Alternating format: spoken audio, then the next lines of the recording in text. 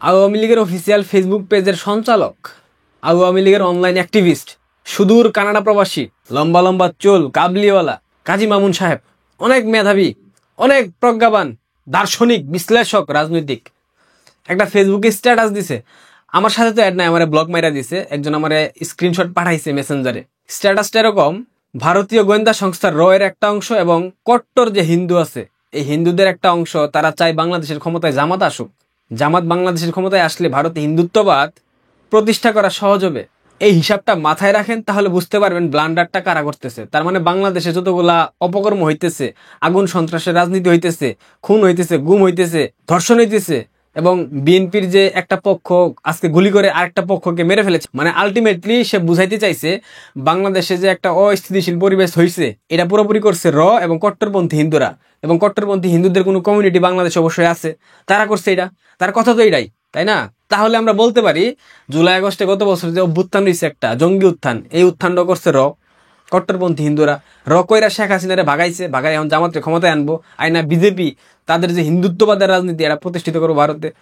মানে মাথার মধ্যে ঘিলো কোন জায়গায় থাকলে পরে এই ধরনের কথা কইতে পারে? ভারতে হিন্দুত্ববাদ প্রতিষ্ঠা করতে গেলে বাংলাদেশে জামাতের ক্ষমতায় আনতেইব, এমন বিষয়।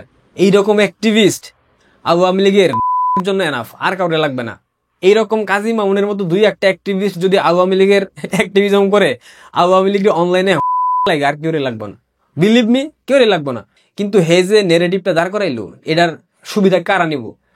এটার সুবিধা কারা নিবে? এটার সুবিধা নিয়ে জাসি মাসি দেখবেন যে স্ট্যাটাস দিয়ে ফাড়া লাইতেছে যে আওয়ামী লীগের অ্যাক্টিভিস্ট দাবি করতেছে বাংলাদেশে যা যা ওরা কথা হইতেছে, জামাত, বিএনপি, এনসিপি এবং মৌলবাদী শক্তি যা যা করতেছে এগুলা সব বৈধতা দিল, এগুলা করতেছে ভারতের গোয়েন্দা সংস্থা র এবং কট্টর হিন্দুরা। লাগে এনাফ না যে নেগেটিভটা দিয়ে গেল দাঁড় করায়া? এটা কি আর কিছু লাগে? আরে বাইরে ভাই, আওয়ামী লীগ এখনো লালবদর চিনতে পারলো না। আওয়ামী লীগ এখনো চিনতে পারলো না কেরা হ্যাঁ ভালো চায়। আওয়ামী লীগ ফেসবুক পেজ আমগো মতো লোকেরা নিষিদ্ধ ঘোষণা করে, অথচ এই লাল বান্দরদের মতো লোকেদেরকে পেজ সঞ্চালনার দায়িত্ব দেয়। খাও, সমস্যা নাই।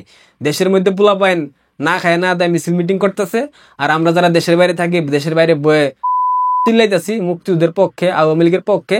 আর এরা যে দেশে শেখ হাসিনা বয়ে আছে এই দেশের বিরুদ্ধে, দেশের গোয়েন্দা সংস্থার বিরুদ্ধে ফেসবুকে স্ট্যাটাস দেয়। ঠিক আছে, চালাই যাও ভাইয়া।